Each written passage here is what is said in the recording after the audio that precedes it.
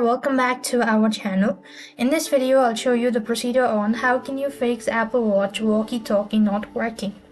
If your Apple Watch Walkie-Talkie isn't working, then first thing you could check your internet connections. So the Apple Watch Walkie-Talkie range is unlimited, but your Apple Watch needs to be connected to Wi-Fi or cellular data in order for you to use it. So make sure that the walkie-talkie is enabled on the Apple device as well or on the Apple Watch itself.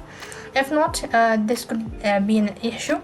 The next thing you could also do is restart your device. So hold on to your side buttons and then you could go ahead and slide to power off and see that fixes your issue or not. So the other thing what you also want to make sure is enable FaceTime. So open up your settings, go to apps and locate FaceTime.